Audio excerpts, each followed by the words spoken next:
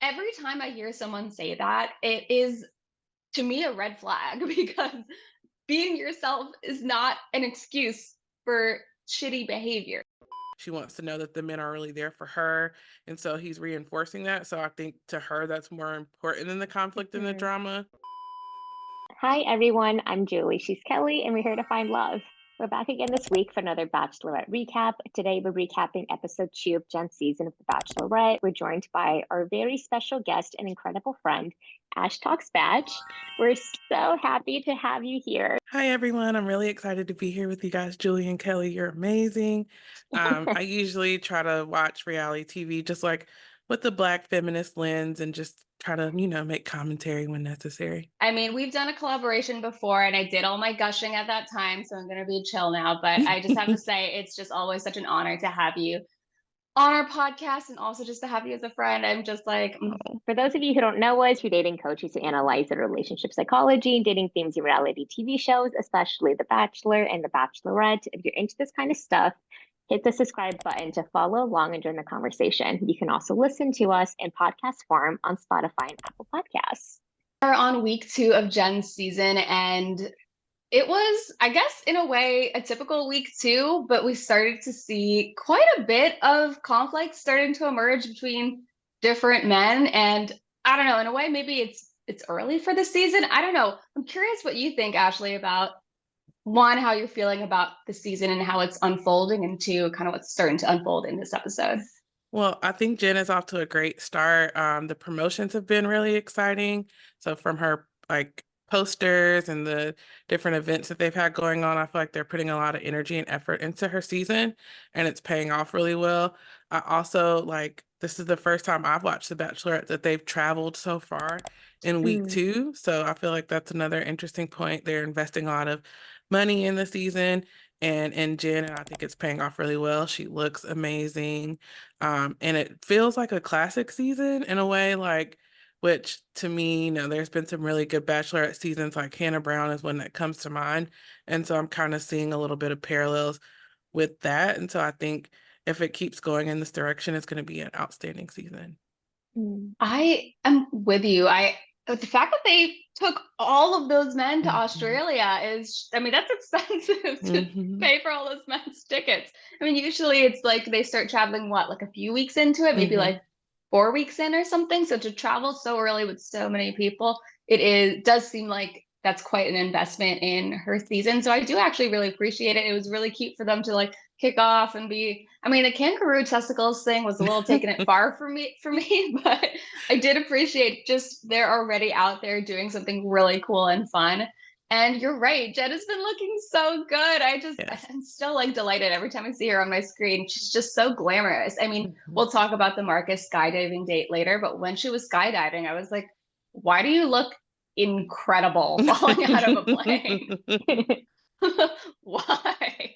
Her fits are incredible. I Mhm. feel like she's really warming into the role. And it just Mhm. reminds me of like, well, the producers really do want to see her shine, at least from a budget Mhm. perspective. They're like, we are just Yeah. going to like give her these incredible experiences. We're really going to pump up the drama, the adrenaline, and we are getting the drama. Like, it's so, when I was watching last night's episode, I was a little bit like, I feel like we jumped ahead a few episodes, right? Like, I'm not used to seeing this level of drama or people getting on each other's nerves this fast. I feel like Mhm. people are a little bit more like in their nervousness or settling into like what the show is and getting nervous about Jen, but I just noticed people were just saying and doing things that just felt quite, in my opinion, forced. Like, Mhm. I was like, wait, is Mm. it this point of the season when you start saying that you're kissing somebody that you could see that you could be kissing for the rest of Mhm. your life? That just felt a little bit, I was like, that's not real. Come on. Like, be honest, like, be authentic about what's actually happening.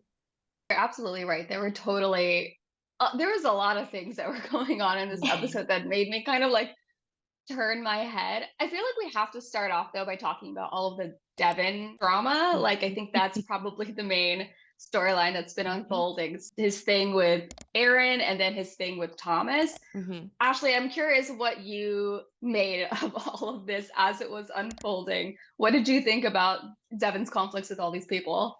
Well, I think as of what I've seen so far, Devin is not my cup of tea. So I could understand the men getting like I think he's intentionally getting under their skin, and he's like chopping it up Mm, to everybody can see that Jenn and I have this really strong connection, and that's why they're feeling threatened by me, which I do think Jenn likes him. And I can tell that she likes the fact that he's putting forth the extra effort, like taking her away from everyone else during the group date to get the ice cream and like pulling her first when they're at the cocktail party. I think she enjoys that, that he feels like he's like actively pursuing her. But the thing I think he's messing up on is like you still also have to maintain good relationships with the other men in the house. And there's a way to stand out and get her attention without taking time away from other people, without, ruffling their feathers. And he can't do it without production helping him. Like there's no way hmm he can take her away for an ice cream date if they didn't want him to do that to kind of cause the Mm. drama. But I think he's, doing really well in terms of like Jenn, but like not his interactions with the other men. And some of them handled it better than others. And that's kind of why the episode was a little tense. Devin is such an interesting character because I love the point that you brought up that obviously production had to help him kind of cause some of the drama. I'm thinking specifically. So yeah, I didn't explain this for anyone who didn't watch the episode, but basically there was group date. Devin pulled her away for ice cream. The men got upset. That was kind of like the first instance of things that were upsetting people. And kind of since that moment, I think he had started to have a bit of an adversarial relationship with several different men. Aaron was the one who really took personal offense to this ice cream thing. Um, I would say I'm with you. Devin really isn't my cup of tea either. To me, the thing that actually, it's not the ice cream that upset me. That's fine. To your point, I'm sure production was like, yeah, you should go take her walk. Like we'll follow you guys on a little mini side quest. Go do it. So it's not really that upset me about him. For me, I think that when people, one thing that he keeps repeating over and over is, I'm just being myself. You have to take it or leave it. Like I'm being myself. No one else is getting criticized for being themselves. And I just have to say that every time I hear someone say that, it is to me a red flag because being yourself is not an excuse for shitty behavior. Now we Mm-hmm. can get into the nitty-gritty about how we feel about different things that he did, but taking at face value, let's just whatever happened. Let's say the contestants had some problem with him. If someone brings an issue up to him and he's like, "Well, I'm just being myself," that's not an excuse. It's like if I push a lady over on the street, I'm like, "Oh, I'm sorry, I'm just being myself." Like that's not an excuse. We need to stop with using "I'm being myself" as an excuse for your behavior. If you just think, "Hey, it's okay for me. I'm allowed to go pull this girl for ice cream," fine. If you think, Mm-hmm. hey, it's okay for me to kind of push you around to get more time with Jenn, say that. But don't say I'm just being myself and that's why I'm allowed to do this, because it's just not true. Being yourself is not an excuse for being a jerk. And I Mm-hmm. do think that there were some things, especially with his interactions with Aaron, that I was like, when he kind of came up and he had a little ice cream or whatever, and he was like, "Can I get some time with her?" Whatever he said, and Aaron was like, "Okay, yeah, just give me a few minutes." And Devin goes, "Oh, I wasn't asking." It's like, all right, man. Like if we're coming in hot with this, if you're unable to use, I'm just gonna go for it. If you're unable to use nonviolent communication with strangers, you're not going to be able to do it with your partner. So to me, it's Mm-hmm. just like if you're showing aggression to random people who've done nothing to you, it to me it's just like a red flag of how you're going to behave in a relationship. So did he Mm, really do anything horrible in the episode? No, but there were enough things happening that I think the men didn't handle the situation very well. The men were being pretty immature in how they were kind of bringing up the conflicts to Devin. However, I kind of think that their instincts about him are probably right. So that would be my mm, analysis. But what would you say about it, Julie? I know you had a bit of a different take. wow. Like, listen, Devin is not my cup of tea either, but I feel like he's Jenn's like shot of whiskey. Like she just really likes the guy. Mm-hmm. Ever since the first episode, I was really surprised about how well they got along because I just wouldn't have expected that. I would have thought that should have gone for somebody that was a little bit more like a Jonathan or a Thomas or a Marcus. But it's getting a sense of like, okay, I'm understanding the person that she's after. And on the group date, when we were seeing everybody just have like a really good time exploring Australia, when he took her away and they had that little private moment, I could see how much she lit up. And it just made me think back to Joey's season when they had that group date. Do you remember like all of the women are falling apart? They were just like, oh my God, I feel so insecure. I feel like I want attention from him. And she just absolutely shined in that moment. I just think it doesn't really get to her. She's really for herself. Mhm. So there was something about the compatibility in the way that, like, the way that she kind of set herself apart in Joey's season, it's the way that Devin's doing it. Are they Mhm. doing the exact same approach? Because I think Jenn was a little bit, well, a lot smoother than Devin was. There's a difference in the approach and the style and the relationships they have with the people in the home. Jenn was popular. Devin is just getting to know everybody. But I could tell that really That was a did make it. generous way to describe Devin's relationship to the house. Yes. Well, Know right. everyone. It's like, well, I'm thinking it seems like like, in reality TV, people are like, I'm here for love. I'm not here to make friends. And Devin Mhm. is taking a page in that book. He's highlighting Oh. it. That's his like morning affirmation. He's reading it every day. It's like, I am here for Jenn. I am here for me. Like, Mhm. screw these guys, or not even screw these guys. Think about the first episode. I am the loudest, most confident person in the Mhm. room. And Mhm. Homeboy kind of is. Like, he Mhm. really is a person that has like really big energy. And Jenn responds to it. So when I Mhm. was first seeing it, I wasn't that annoyed. I was like, okay, like he's doing these things with her. But I could see that because he's not like attending to the people in the house, he's not talking to them, making these connections where people can understand him a little bit. That's where it's coming across wrong. This is me really psychoanalyzing. It's total speculation, but it seems like when he's backed into a corner, his defenses are like humor, detachment, like I don't care. So he's putting out even more of the energy because so many people are coming at him. And Mhm. I do think that's quite intense. Like, me and Kelly have spoken about this before. Like, on the show, so much men, there's just so much intense energy that makes it like not as fun to watch sometimes. Mhm. Like the drama that's happening in the house. And I feel like for Devin, if he's somebody that gets by on like humor and just kind of using that as a way to be like slippery and not vulnerable or whatever, maybe he's doubling down on it. It's not giving him an excuse because I certainly am not feeling it, but I was Mhm. just like, okay, guys, is it really this much? Are you getting that worked up by it? Mhm. Like, it's literally the second episode. Like, you're just Mhm. in Australia and everybody is making it about Devin, not Jenn. Like, to me, Mm. that was a little bit like, you guys are focused on the wrong thing. You guys are giving into it. You guys are succumbing to like the bait of production. Honestly, do better. And I can tell that Jenn was getting frustrated because she was like, okay, maybe Devin is a little bit, he's taking people away. He's being really centered about his time. Is it worth everybody in the house coming down at him like this? Absolutely not. Um, Aaron, which is Noah's brother, was one of the people who got into it with Devin a lot. And I thought that he would be a little smarter than that because of, you know, He seeing should his know. brother on the show. Like you Yeah. kind of know. So the reason I was a little disappointed that he kind of fell into the trap so easily. And in this scenario, he's like the opposite of his brother. And like they did the whole thing where he gave him a book on emotional intelligence, which is what happened to Noah in a previous season. So I definitely think the producers are like, wouldn't this be cool if we had this full circle moment with Devin and Aaron and also Thomas too? Like I I get what he was saying. They made a pact or whatever that no one was gonna like interrupt them when they first got to the cocktail party because all the men on the safari date were not gonna they didn't get the time with Jenn. And so I get you being frustrated that Devin pulled her first, but then it was your response to it. And Yeah.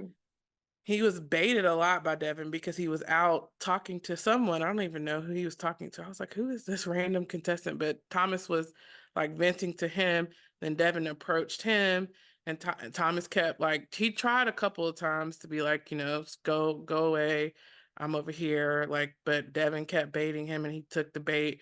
And then, you end up getting put in a situation, unfortunately, where then Jenn sees you kind of in a negative light, like you were saying, because then the focus is on Devin and not their connection with her. And I think she said something to them like, I think it was her when she was talking to Thomas and she was saying, well, y'all are taking the choice away from me, the way that you guys are coming and trying to pull me, which again, I think was another point for Devin. So Devin is playing it perfectly with Jenn, but unfortunately, like because of his relationships being so negative in the house, unless, those men are people that get eliminated pretty quickly, then he's gonna continue to have to deal with those situations, and he spends more time with the men than he does with Jenn. So unfortunately, Thomas like fell victim because he had such a great edit up until this point. So I wish he kind of had stayed above the fray a little bit. I mean, I was very sad to see Thomas fall. Like it was such a fall from grace. I don't think that Thomas was malicious in these interactions or anything. I kind of think he just got worked up. However, it just really looked bad and it didn't come off well at all. And his inability to keep his cool while Devin was able to be really kind of manage those emotions or brush them off with humor. Devin's ability to do that while in a real relationship probably wouldn't be great. On The Bachelor, it's awesome if you can just brush off your frustration and just make a joke and just keep walking. That is a great quality to have on television. And we keep bringing up this idea that he's in this zone of I'm not here to make friends. And I mean, I don't want to belabor the point, but I absolutely hate it when people say this. It is just to your point, Ashley, you spend more time with the other contestants in the house. The other people in the house are going to be the people that you are in this industry with. These are the people who are going to be your kind of colleagues throughout your reality TV tenure. Just cut the BS and be normal, interact with people like they're people. I just don't understand what the point is of being aggressive and rude to random people who you are living with. It just doesn't make sense to me. So I think all three of these men were aggressive and rude in different ways. I think that Devin, I mean, when he came up to Aaron and did the "oh, I'm not asking" thing, I swear to God, my clit would fall off if I ever saw a man in front of me talk that way. I just absolutely not, done, shriveled up. I'm out. I'm outie. It's just so unattractive to see men talk to people or see anyone talk to anybody this way. Just treat each other with respect. There's no reason to have that way of communicating with other people. There's really just no way. And granted, Aaron was also being ridiculous. Why was he coming in hot, being like, I have a feeling you're not here for the right reasons. Just, I mean, Aaron, even if you feel that way, what is the point? What is the point? Just keep it to yourself. You should know better. The book thing, I don't know if that was just a production, to your point, Ashley, moment, but I mean, Devin used this language that it's passive aggressive. It is passive aggressive, right? It is giving somebody a book on emotional intelligence, being like, I think you need this or whatever. It is passive aggressive, period. And so it's just all of them were just kind of being very immature and just unable to extend very basic baseline levels of respect to each other. And to me, it's just unattractive on all of them. All of them, I was just like, if I'm Jenn, I just can't. I just can't date someone who's going to behave this way. And the thing is about Devin too, when he first pulled Jenn on that cocktail night, after all the other men had been like, blah, blah, blah, let us talk to him. Let us talk to her first because we didn't get time with her, which I think was a goofy thing for them to ask. I don't know why they would even think that would fly, but that's a different story. However, Devin did at least verbally agree to it to some extent. And when he pulled her and sat down, he was like, everyone's going to be mad at me, by the way, but I'm going to just talk to you before any of the drama starts. So he already knew that the men would be upset at him. So we can't even make an excuse that like, oh, well, he didn't really go back. He knew that they were going to be upset based on like the way he started talking to her. So he knew there was a misunderstanding. Maybe he never intended to let them go first, but he knew there was a misunderstanding and he just let it happen. And to me, I'm just like, what is the point of causing like riling everyone up? Just let everybody have a good time, be nice and respectful to each other. And I think if you can't do that at baseline, it's just like I mean, as a grown ass woman, I just don't have energy for that in my life. I just can't date someone who's bringing that energy in. All right. I said I wouldn't belabor the point, but I did. Remember that Jenn has a history of toxic relationships. So it's like this is something that she's kind of in. Like, I kind of think that she would be turned on by a guy being like, I want time with you, and I'm going to advocate for myself in front of a room of men. So even if we're looking at it like, oof, this is like goofy from the relationship standpoint, and it's not even, I feel like, a relationship. It's so hard to think about what he could be like in a relationship because it feels so produced still. Like, I feel like people are just saying things that they have heard on The Bachelor. It reminds me a little bit of Claire Crawley season because we're thinking about these previous Bachelorette seasons. And I remember that during a cocktail, she just sat there and all of the men were so buddy with each other that no one pulled her. They just were like really respectful, or they were just kind of sitting there, or they were kind of hanging out.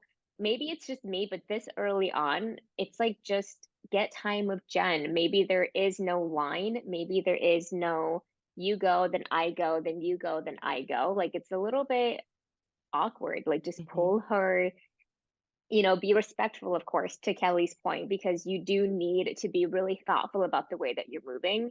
But I just kept seeing so much production, a lot of performance, a lot of this has been done on the show before. This is Jenn's season to find love, and this is Jenn as a person. So people need to kind of interact with it in terms of I want to get time with her versus I want to do things based on how the show usually does things, because then I feel like there's this distancing between how they're really making a connection with her versus what they're doing because they feel like that's what the show does. I don't know if that's making any sense. Like, I'm still finding my point, but that was one of the reasons why I was so frustrated that there was so much Devin vitriol last night. I'm not into Devin at all as a person, but I kind of wish I saw a few men do that a little bit more instead of getting raked over the coals by it. It's like, ooh, you want time with her? Yeah, you should. I'm curious what you guys think about how Jenn is overall handling all of this, just all of these conflicts that are coming up. Like, what do we think? Ashley, maybe I can toss it to you. Like, what do we think about her overall approach to, I mean, there have been several different kind of altercations between men that have happened right in front of her. Curious what you think about how she's handled these. Well, first I thought it was hilarious when she was like on the wall listening to what they were saying. Oh God, 'Cause I was I like, get it. I was like, that is definitely something that I would do. I mean, I think as far as like what she knows of the situation, she's handling it well. And I think she again is prioritizing herself and her feelings over their conflict and drama. So I think she does like Devin, so it doesn't really matter to her that he's causing a stir with the men. I think she's seeing it as him choosing her and putting her first, and like who doesn't want to feel chosen, especially like you said, when she's coming off of, all of the things that got her there and people, saying it should be this person or that person. So like you said, yeah, she's got imposter syndrome. She wants to know that the men are really there for her. And so he's reinforcing that. So I think to her, that's more important than the conflict and the drama. I don't know how privy she is to everything that's going on because, when she has time with the men, she wants to spend it like developing her relationships and connections. And there were some connections that were developed that they kind of like, brushed under the rug. So I think the more she knows about the conflict, it'll be interesting to see how she kind of like lays down the law. There's every episode of The Bachelorette when they're like, if you're not here for the right reasons, you can leave and kind of telling them off type thing. And I feel like that's next episode from the previews. Yeah. It looks like she kind of had that moment. Like, I think Hannah Brown was like, stay in her lane. I remember that because I was just like, she better tell them. So I think Jenn is gonna have that moment. I always enjoy when that happens. So I'm looking forward to that. I think she was good on the group dates, like trying to give everyone attention and encouragement. And so I think she's navigating, trying to spend her time equally with all the men because she just, was off of Joey's season and she knows how it feels. And I think she reassured I can't remember who she was talking to, but she was like, I was in your shoes not too long ago, so I know what it is and like you said, to your point, she's standing out. She stood out, but didn't do it in a way where she alienated herself. And I think that's the biggest difference between her and how the men are operating. But I think she's a great bachelorette. I think she's feeling the role. And as we continue to have more episodes, I think her confidence will like continue to increase. And just like her taking the main stage and like being the main character and embracing that, I think it's growing with each episode. Yeah, I definitely felt like she was really starting to inhabit the role in this episode, as opposed to the first week. It was kind of like she was just like kind of growing into her shoes a little bit, which was very endearing. I mean, obviously she belongs there. So it's funny to watch her be like, like, do I deserve this? It's like, you definitely deserve this. You like, trust me, girl, like you deserve it. But it was very endearing to watch her kind of grow into her role. But in this episode, I felt like she was really starting to stand very confidently in the role. And I loved to see her do it. It was interesting to even see her both in the previews and I guess in her conversations with Thomas and some of the other men about these conflicts. It was interesting to see her already starting to be like, it's not your decision who I talk to. I mean, part of me was when she said that, she was like, because Thomas was bringing up blah blah blah, like the order of who's gonna go. There's some line that they had pre-discussed, and she was like, well, it's not your decision. That kind of confused me because I wasn't. It's always the people's like she never pulls anyone, right? It's always the Right. men who pull her, so it's always their decision. So I was kind of confused why she said that way because I mean, and same on the Bachelor, like the women pull the Bachelor. Like he doesn't decide the order he talks to everyone, right? Unless I'm wrong, I don't think the lead decides the order they talk to people. So I was a little bit like, well, it is actually their decision on that. But I understood overall the point, which is that she wants to just be able to make her own choices about who she's into and who she's not into. I will say in this episode, I was starting to maybe question.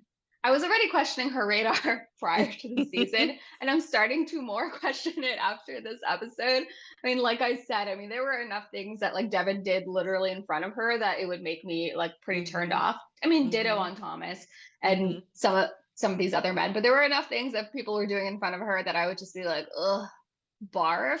But she's into it. I mean, I think she just likes.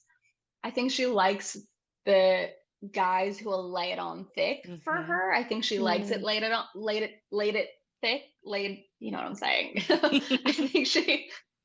think she likes that, and so the guys who are willing to just wax poetic and like make big gestures are the people who are gonna stand out. And I think that's just to your point earlier, Julie, like she just likes that big personality. And I think she's also someone like Devin who I think kind of just like uses humor to roll things off her shoulders. So in that way, I think she's actually very compatible with someone like Devin. And it kind of breaks my heart to say that, but I do think that is just kind of the truth of it. I think she isn't somebody who, like the thing that he keeps saying, which is I'm just being myself, that like irritates me so much. I actually think she's like totally into that kind of like pop self-empowerment lingo. It's like not actually what empowerment looks like, but a lot of people just say that phrase over and over in today's age. And I think Jenn is just kind of into that kind of stuff based on the way she reacts. And I mean, so many of the other men were like, oh, well, when you put it that way, I guess it is okay that you're doing this. And I was like, all right. So I do think that overall the culture within the house seems to be very receptive to some of this behavior. And I think Jenn herself is pretty receptive to it. So I think that she is I don't know. I'm not like jumping for joy with the way that she is handling all of these different conflicts, but I understand. At least she is consistent. I understand why Mm-hmm. she's making the choices that she is making. Mm-hmm. Mm, yeah, that's such a good point because that was something I walked away with last night after I saw the episode. I was like, oh, this is what Jenn really values. And Mm-hmm. it was funny because the second episode was almost a perfect storm to reveal all of these things. It's like, what kind of Mm-hmm. man does she like?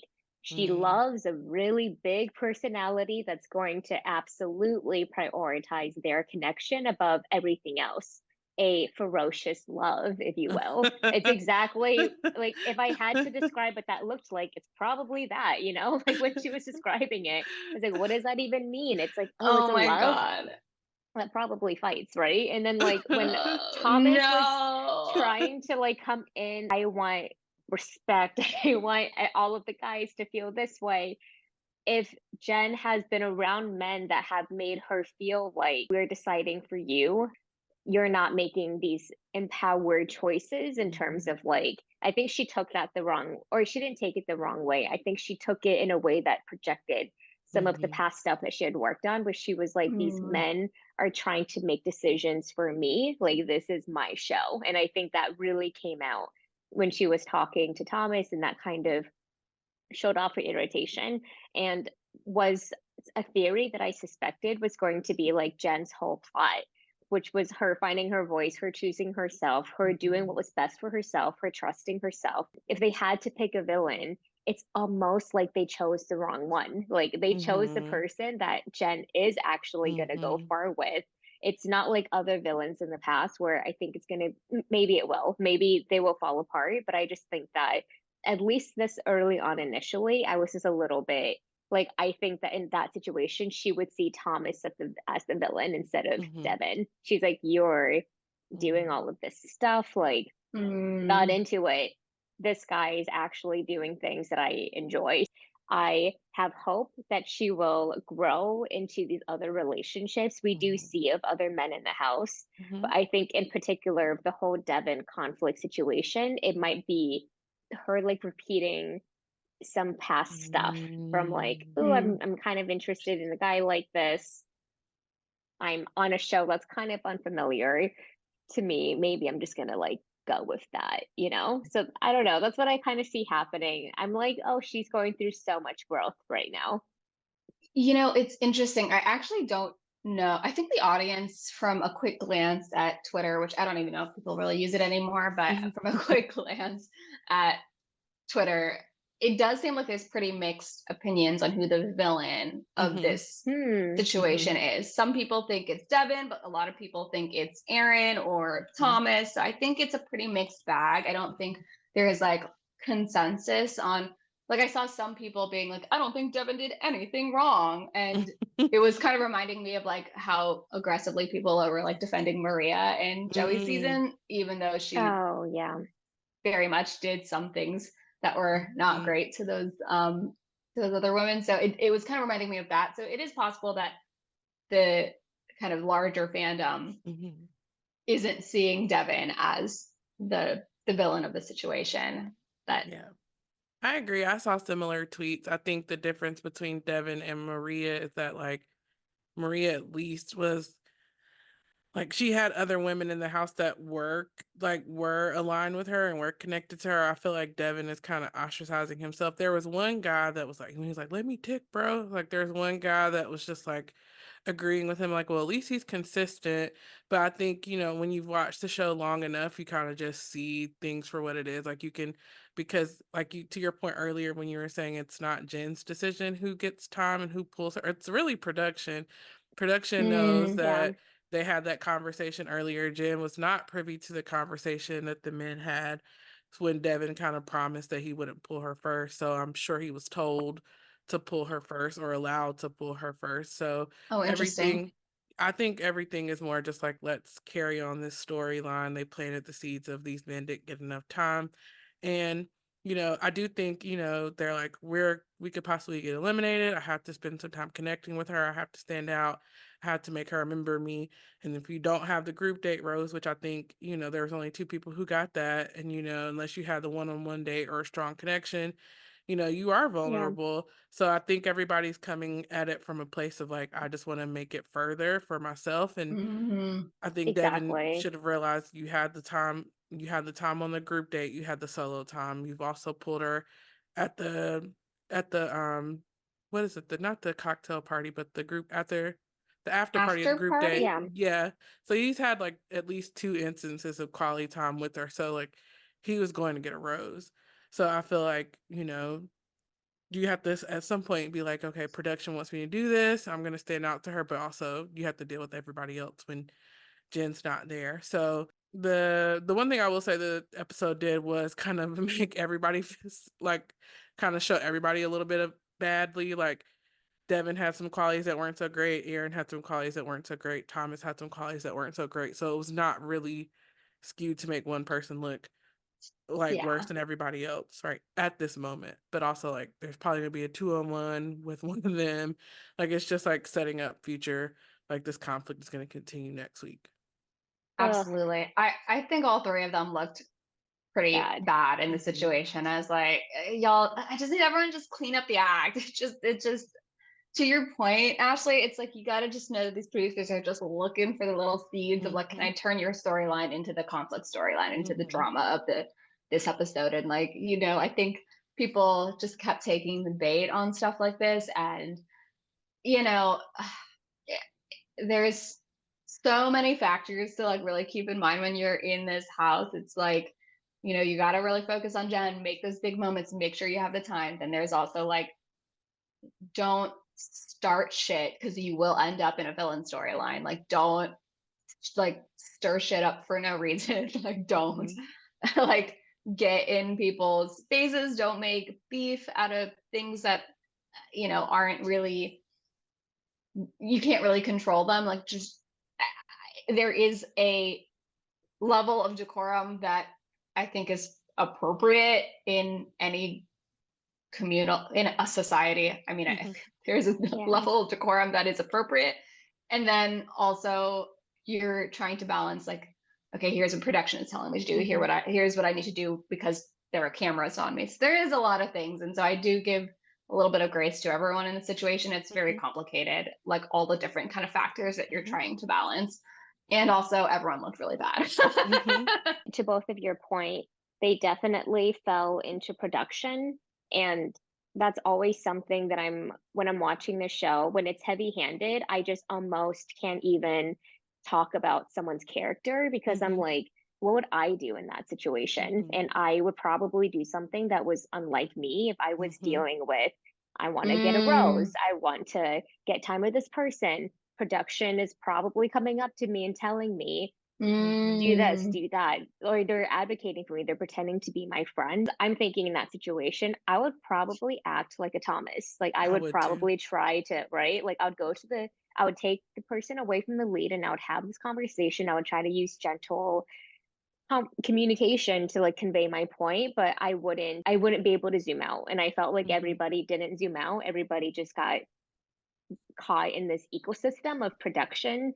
And that was so frustrating to watch last night because I was like, it's about Jenn. Now everybody is like, who's the villain? And it's like everyone is just kind of just like falling into it a little bit. I was gonna say, I also just think the show itself, the way it was structured, leaned more heavily onto the conflict. And because we are just starting to get to know Jenn, because, we didn't get to see as much of her in Joey's season as we wanted.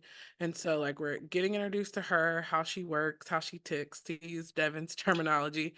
And, like, we're also, we didn't really get to see a lot of the connections form. Like, Marcus's date was good. And I feel like they were able to connect and grow. And like I thought that was the first time she really had to like listen to someone kind of give her a story that was a little difficult to hear, and how she had to like reaffirm him and like, tell him how she was proud of him for serving his country. And that was really resonant to me as someone who comes from a military family, has had, close family members serve. So I thought that was a really good storyline for, him to navigate. And so I feel like there was not as much emphasis on the stronger romantic connections that she makes. And I don't watch the show for the drama. Like, I laughed a Exactly. little bit when Thomas called Devin a bitch. I was like, oh, that's kind of funny. But but like for the most part, I could have taken the drama could have been 10 minutes to 35 minutes for me, and I would have been fine. Like, I do get the cattiness and the pettiness. Like, I get that it's all part of the show, but the way they format the episode, you have to give viewers enough of the love story for us to want to keep going. And so that was my main problem with I know that this is something that happens every season. The men get into it like it's very much a classic traditional season. And so it's following all of the beats that it's supposed to follow, like you said, maybe a little early, because again, like, why are you guys doing this in week 2? But I would have liked more of the love, just a little bit more of like showcasing the stronger connections that she had. And that's why it's kind of feeling like it's not connecting with me emotionally as a viewer at this point, because and I feel like that comes later. But we have to invest in someone. Like, obviously we're invested in Jenn because we love her, but we want to invest in someone for her. And if the main person that you're showing with the strongest connection is someone that's not making the best decisions, it's kind of hard for me to be on board with supporting their connection in the upcoming weeks. Her connection is Devin at this point, and if production cares about Jen's story, then I wish there was some positivity. Watching the drama was really disappointing last night, and seeing, I mean, even our conversation, it's mostly about the drama and the speculation around the drama versus what's actually happening in her love story, because that has been the focus for the episode. And I think that's how production is wanting to frame it. Like, they want us to see people like this, like that. And I would just kind of rather make my own opinion, which is what I'm sure Jenn would rather do too. Instead of saying this person is bad, okay, well, let me just see it over the next few weeks then. If he's really a crappy person, then I guess we'll continue to see it.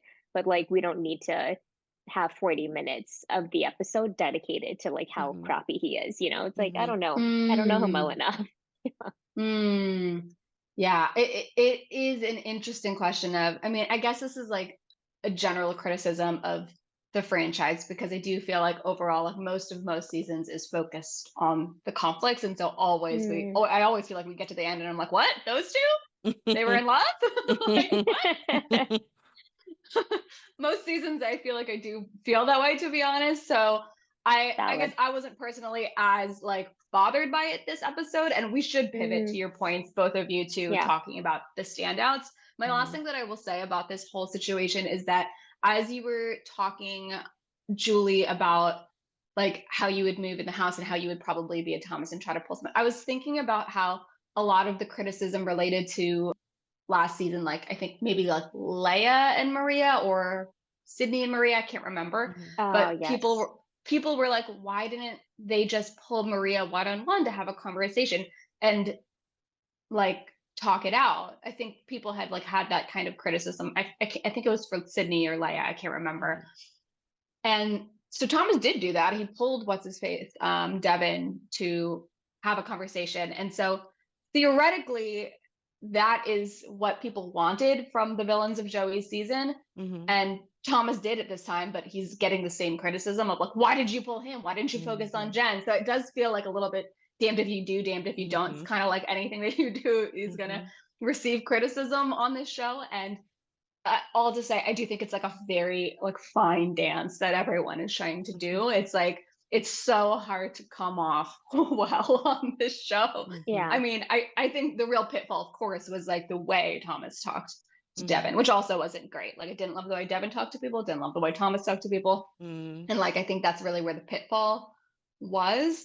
But it's such a little dance. And I kind of, to both of your points, and Julia, you mentioned this, but it's like, it's kind of hard to fully judge anybody's character based on what's going on here, because it's just such a ridiculous situation. And it's like, I do feel like everyone is getting criticized for everything. So, Totally. I feel like who it's gonna be is the guy that's like in the corner talking to the people he's friends with in the house.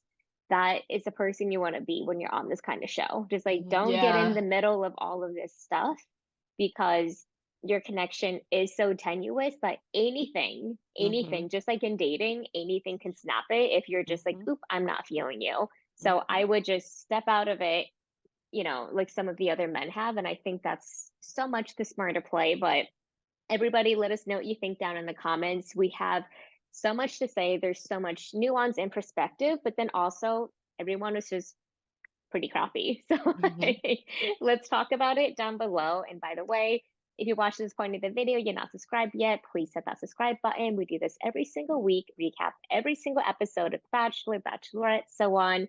Subscribe, follow along, and we have an Instagram, so follow us on there.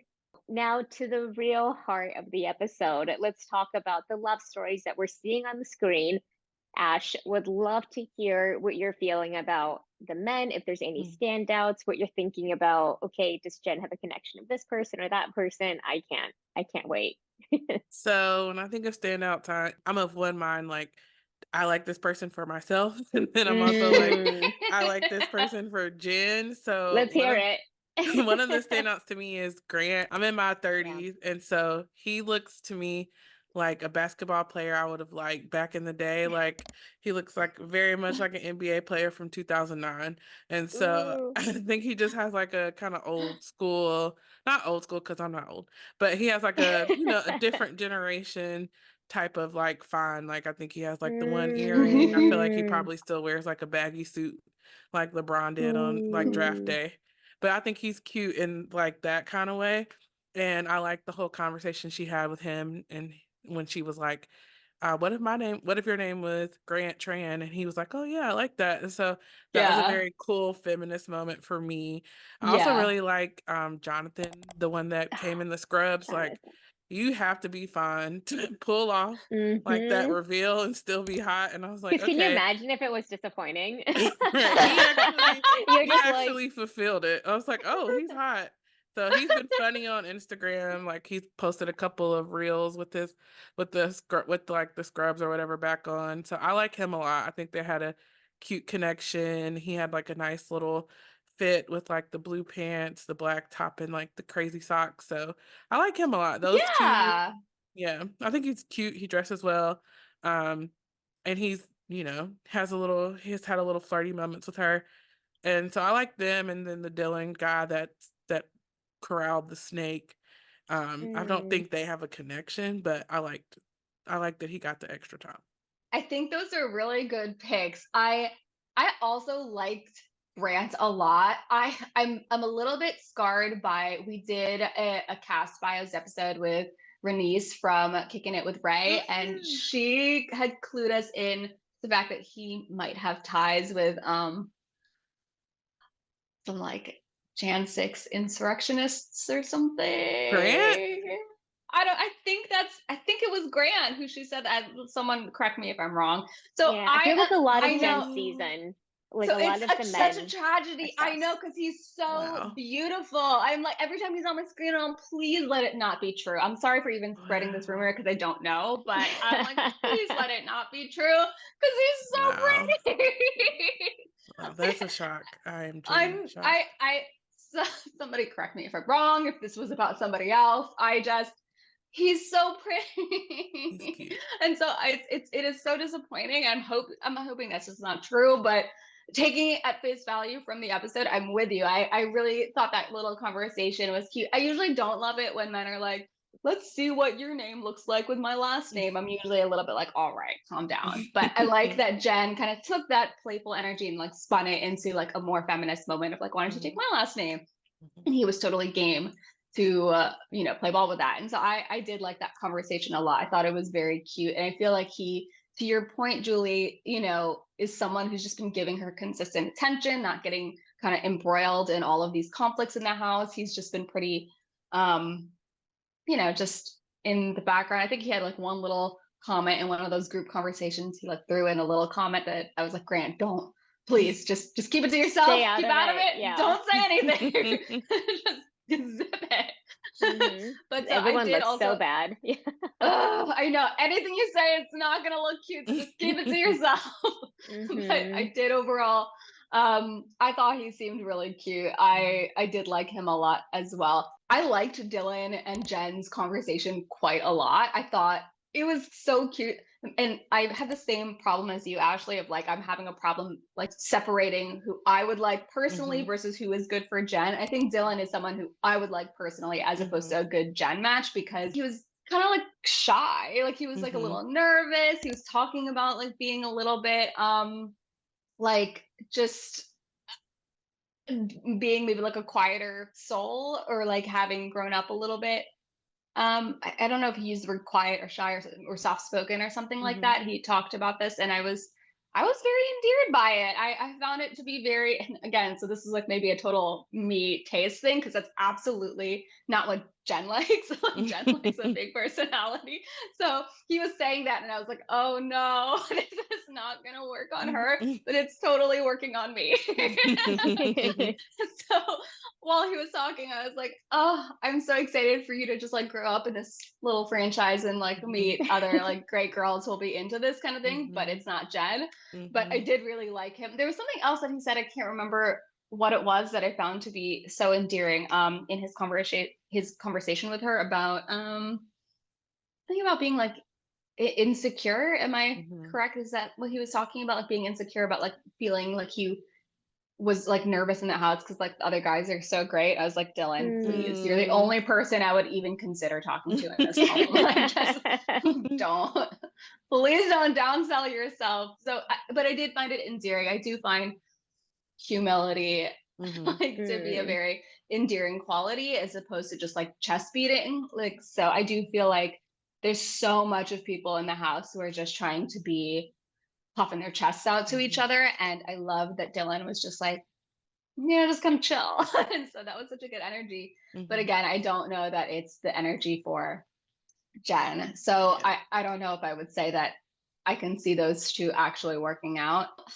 I guess Jonathan and of course Sam, Southern Sam, they just keep making out and they just can't stop making out. Every time they're like alone together, they're making out. And so I guess that one is like undeniable that there is something there. Don't know that I would say like this is the connection for Jenn either. I think obviously there's attraction there. I just don't know that I see much else. And she's so nervous around him too. And it's cute, but I am also like, can you even have a conversation? You're so nervous. Like you're too nervous around him. And he's just kind of like, oh, I'm nervous too, but I don't actually think he was. I think he was just like, all right, let's make out. So I don't know. So I think there's something there. I think she'll keep him around, but I'm not sure that I'm, oh my gosh, I ship this. So I guess maybe Jonathan is my top choice for her at this time.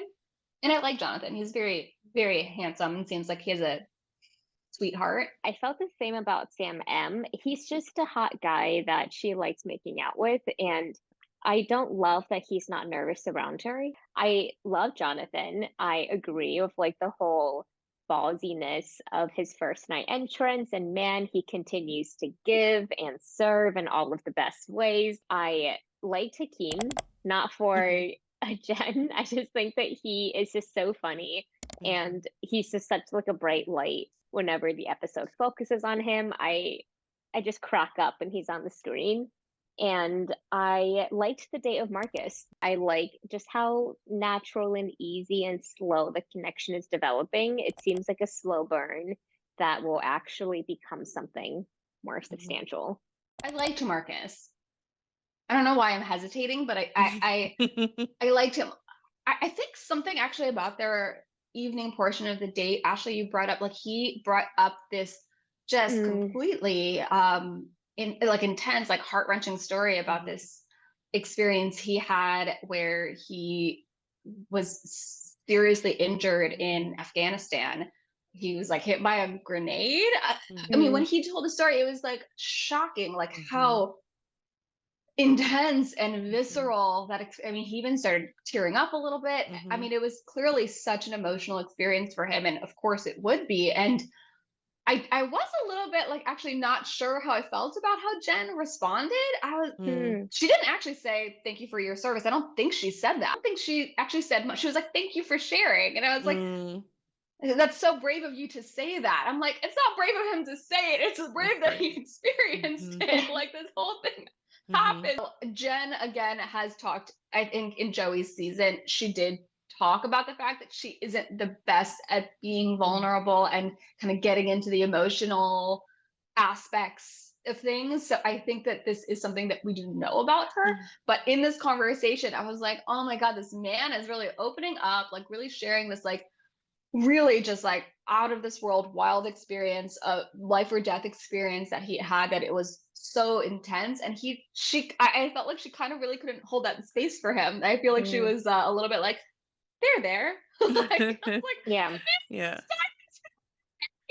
like, and so I was a little bit like, I don't know if they are, the compatibility like wasn't Mm, like screaming to me. It felt a mhm, little bit, I don't know. I think that she is just more interested in someone who's fun, and the man is a mhm, little serious. Like the man is a little bit like he's been mm, through things, and Mm. she just didn't really know how to. He's telling it his story, and she was like, "Okay, well, thank you." Even though I could see Marcus like continuing to go mm. further for a few weeks, I'm just not sure that I actually see, based on this conversation anyway, I wasn't like jumping for their compatibility personally. Yeah, because Ooh. he's like super serious. Like when you've had that type of trauma happen to you, I think he just kind of, to me, seems a little stoic, a little rigid, a little like when he was talking, which I understand. Like Yeah. we have to remember, like, you are telling this person a very vulnerable story where you are traumatic. I don't know how recent it was when he was in Afghanistan. There's all sorts of things where soldiers still with PTSD and all kinds of things. I'm not diagnosing him because I don't know, but I know like that type of traumatic experience is really heavy. So I think, he was kind of emotional. He did cry, but also like he wasn't, I feel like he's dealing with a lot. And I do think he's kind of serious. And like you said, Jenn is fun and she likes to have exciting things. Like she's like their personalities are opposite from what we know. So, in a way, he could ground her in Hmm. ways that she Mm, wouldn't be grounded if she's with someone like Devin who has the same type of energy. But also, like, that grounding could be stifling or like repressing some parts of her personality. But I mean, it's just based on one conversation that, right. he I would be hyper aware that there are cameras. Like I feel like we forget all the time because we don't see them unless, we are gonna see them at some point. Like they'll break the fourth wall and production will be there and you'll remember like, oh, this is a show. But I do at one end, so I think it could go either way. I'm 50-50. He could ground her or, he's too serious and that might like repress parts of her personality. It was like he was the bachelor last night and she was a contestant. Like on the skydiving date, right? It was like, oh, I'm nervous. And he's like, don't worry, it's totally cool. And then on the date, he was like really opening up. And he was saying a story that was so deep, right? And then Mhm. I just Jenn had to was like, settle. Is he going to be the bachelor? doesn't Sorry, like continue. But right, but I felt like I was like, whoa, like is Jenn the lead? Like I was a little bit Mm, like when I was watching it, the framing just felt a little bit off. Like even the mm, way that she was responding, I think that you think about Joey, when Joey was responding, he like mhm, really created this characteristic state of like safety that was mhm, something that people would talk about again and again. mhm. Jenn's like, to be honest, I like forgot what she said because his story was just so big. Like it was Mhm, like I remember what Marcus said. I don't mhm, remember how Jenn responded. Like I mhm, remember him, I don't remember her as much in that conversation.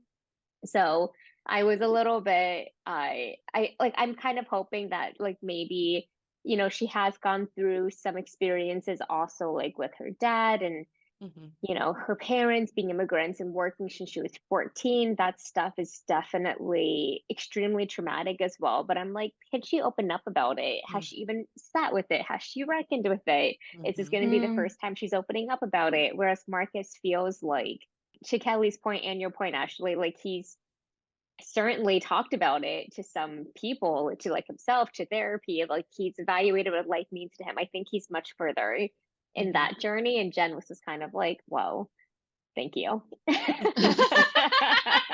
You know, she's like, thanks. Can we No, make you're out? right. Or that's kind of her vibe. You're I right. love her vibe, but her vibe was like not clicking with him. Yeah, I do have faith in her that it's not that I think she can't Right. do that for a partner, but it's kind of like, I don't think it's necessarily like, Her when strong Joey's like, suit. I'm gonna go in and be with you in this emotion, like any emotion, if you come to me with an emotion, I'm gonna be there with you in that feeling. Like it doesn't Do you matter what remember feeling you're the yeah. Endo story? He handled that so well. Like how she was like really opening up fidelity. He was like, let's talk about it. No, it doesn't matter what anyone brought up to that man. I mean, some people brought up real intense stuff, but some people brought up like goofy things, and he was like, let's sit with that. I'm like, Yeah. gosh, Joey, you're so sweet. He is sweet. Like, he would really kind of go in with people, and I will say, it's not that I don't think Jenn can do that. I just think that she's just in a different zone right now. She's just so focused on like having a good time, Totally. fun, lighthearted. I think she said this on the comedy date, that like humor is her number one thing that she looks for in a partner. So something Oh like that, gosh. right? So I do think that that's just like, that's what she's into, and she you know, that's fine. She just needs to find someone who is compatible with that. I don't know that I would say Marcus, the No. you know, army vet, like, No. very serious, seen some shit. I just don't know that it's him. You're right. You're right. I would love for her to choose somebody different, but people change and people change at the pace that they're changing. And I feel like no matter how much she grows, she will prioritize humor, banter, fun, levity above most other things. And it's not a bad thing because we all have different things that we really value in a relationship. It's just not Marcus. So, Marcus, like, we love you. She will love you as well, but you'll find somebody. Right. Right. Can I bring one other person? Spencer? I was like, who are you? I know, Spencer. even saying his name, I'm like, I think Who this is his name.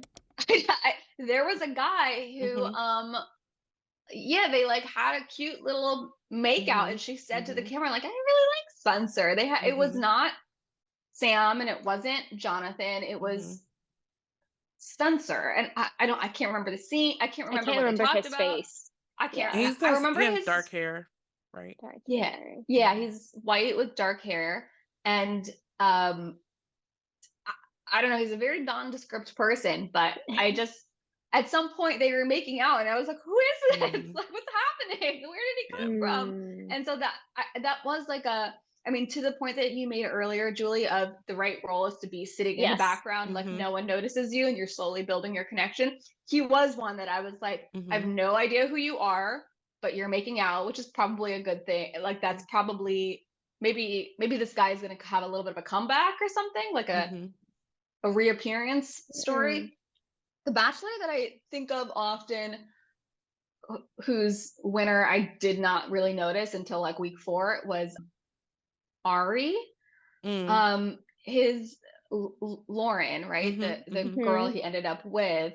I don't know if she had a prominent role in episodes 1 or 2 or something, but I know I did not notice her until it was like week 4. I was like, who is that? They're really cute. Why are they like, they really seem to, he's into her. I was like, who is this? And she, to me, I think she really only appeared on the scene like 4 episodes in or something. Like, Lauren, at least to me, appeared out of nowhere in that season, and I kind of think Spencer was giving me a little bit of that energy. Who knows? I mean, maybe he's just going to disappear on week 5 and it'll be a nothing. But I at least was like, where did this guy come from? Why is she talking about him? Why are they making out? So maybe he's a new one I'm going to keep an eye on.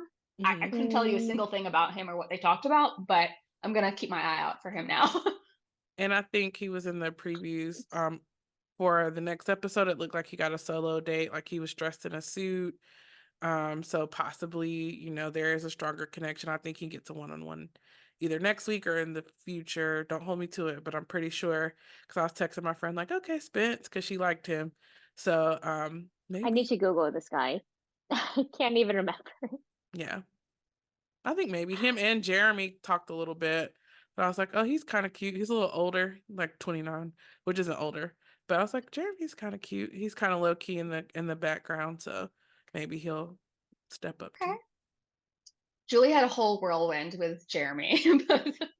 Yeah, I feel like it's still so early. Like I can't Hmm. tell who's gonna be her standouts, and I'm kind of like I'm thinking about Ari and Lauren and Hmm. or Ari. What I don't get how to say his name. It's Ari. Ari, Hmm. Ari. Yeah, and I feel like he kind of liked the more shy personality, and I Hmm. feel like Mm, with Jenn, the people that we're seeing I don't know. I just kind of think that the big personalities will continue to Hmm. last for a while unless she has like another part of her reveal that kind of changes it. But I'm Hmm. just kind of feeling like she's like into the most like extroverted, loud Hmm. voices in the room. So I'm curious if like she shows other sides of herself where other men will kind of tease out different aspects and we get to Hmm. see something else. Kelly said something about her radar being a little bit off Hmm. and I it skews towards obnoxious right now. So let's see how it changes.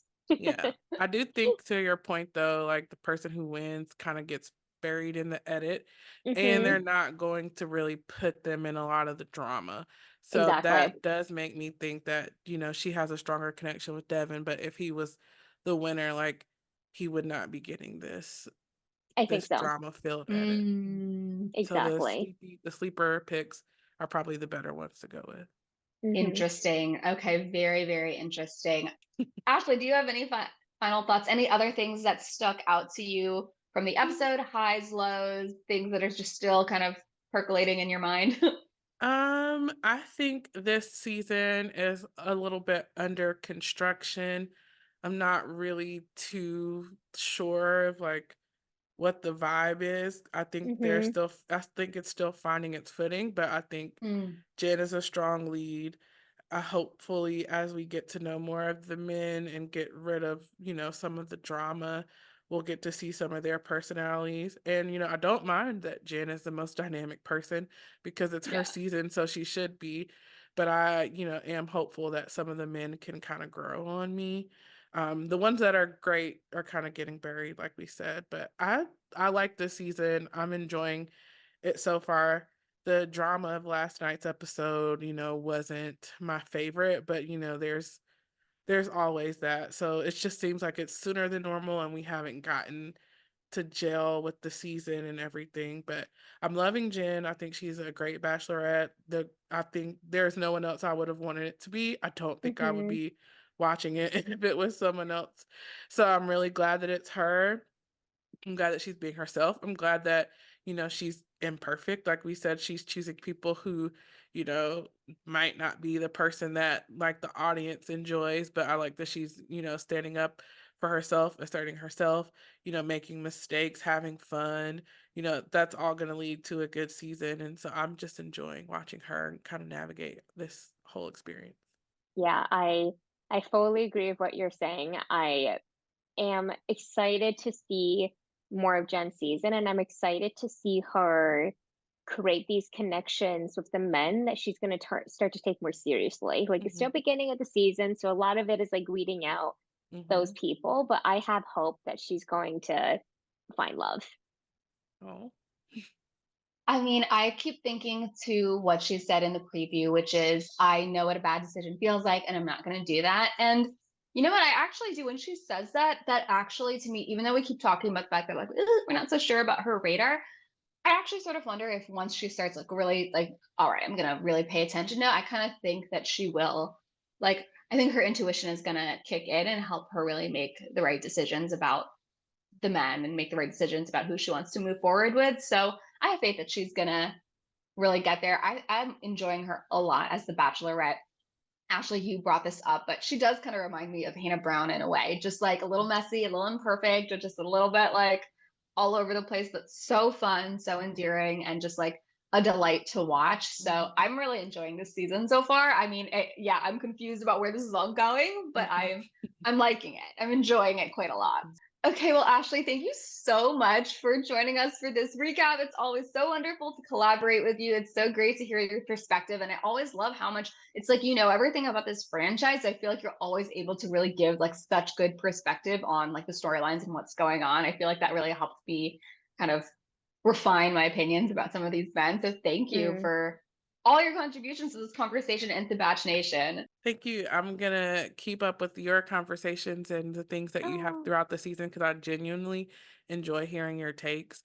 And I just can't wait to see what the season holds, you know, how your content and how you respond to it because I'm always enlightened and I always walk away from conversations with you all with a better understanding of the relationship dynamic and the impact that that has. So I genuinely enjoy spending time with you guys. I'm genuinely a fan of your work and excited to see what you guys do.